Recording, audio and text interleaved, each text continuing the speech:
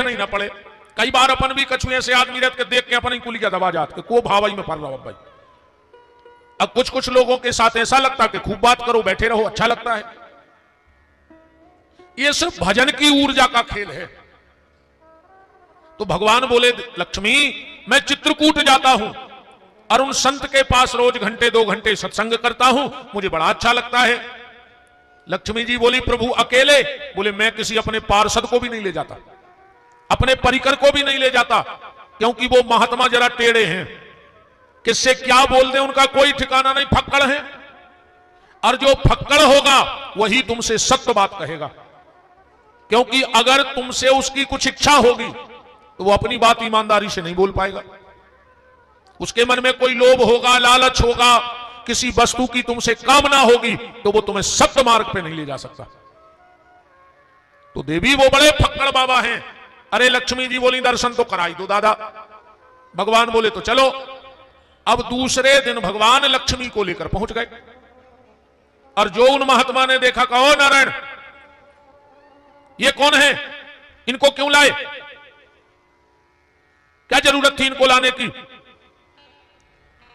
यहां मैया की कोई जरूरत नहीं, भगाओ इनको, तुम भी जाओ उठ करके। लक्ष्मी ने कहा बड़ा फक्कड़ बाबा है, मुझे तो अच्छे अच्छे बाबा पीछे पड़े रहते, क्या पैसा आवे, पहला महात्मा ऐसा है जो कह रहा है भगाओ लक्ष्मी को यहां से। तो लक्ष्मी जी और प्रभावित हो गई उन संत जी से कि मेरे लिए बड़े बड़े ऋषि मुनि महात्मा, भाई सबको धन चाहिए, पर ये पहला फक्कड़ बाबा है जो कह रहा है निकालो लक्ष्मी को मेरे यहां से। लक्ष्मी जी बोली महाराज अब आ गए हैं तो दर्शन तो कर ही लेने दो, बैठ जाओ 2 मिनट। ठीक है बैठ जाओ, कल से मत आना, और नारायण तुम्हें भी ना आना हो तो तुम भी मत आओ। लक्ष्मी जी बोली कि भगवान एक इच्छा है। बोले क्या? बोले आप इस जगह को तो पवित्र कर ही रहे हो, अगर आपके चरण मेरे घर में पड़ जाए तो मेरा बैकुंठ भी पवित्र हो जाए। महात्मा बोले देखो नारायण हमने कहा था ना कि ये लक्ष्मी आई है अब हमें जाल में फंसाएगी। अरे लक्ष्मी जी बोली नहीं नहीं हम आपको ना कुछ दे रहे हैं, ना वैभव, ना धन, ना दौलत, बस आप तो चलो हमारे बैकुंठ में चरण रख दो और कुछ प्रसादी पालो। महात्मा ने कहा चलो अब ठीक है, तुम कहती हो तो आ जाएंगे कल हम निमंत्रण में। लक्ष्मी जी आई। लक्ष्मी जी ने खूब पकवान बनाए, दाल चावल कढ़ी पकौड़ा बड़ा खूब व्यंजन तैयार किए। और जैसे ही महात्मा आए और जो भोजन लगाए, महात्मा बोले ये क्या है? बोले भोजन। बोले हम तुम्हारा कच्चा बना भोजन थोड़ी करेंगे, भाई तुम गृहस्थ में हो, भली लक्ष्मी नारायण हो, हम विरक्त महात्मा ठहरे, हम तुम्हारा कच्चा भोजन नहीं करेंगे, हमें नहीं करना ये भोजन। लक्ष्मी जी बोली बड़ा टेढ़ा बाबा है। बोले एक बात बताओ महाराज, आप जब प्रसादी पाते हो तो क्या भगवान को भोग नहीं लगाते? बोले लगाते हैं। बोले फिर वो नहीं पाते? बोले पाते हैं। तो लक्ष्मी जी बोली आप हमारा जूठा तो पा लेते हो पर हमारा बना बनाया पा नहीं रहे हो। भाई हमें जब भोग, कोई भी महात्मा बिना भोग लगाए तो प्रसादी करता ही नहीं। और हम तो आप सबसे भी निवेदन करते हैं कि भगवान को भोग लगाए बगैर प्रसादी मत पाया करो,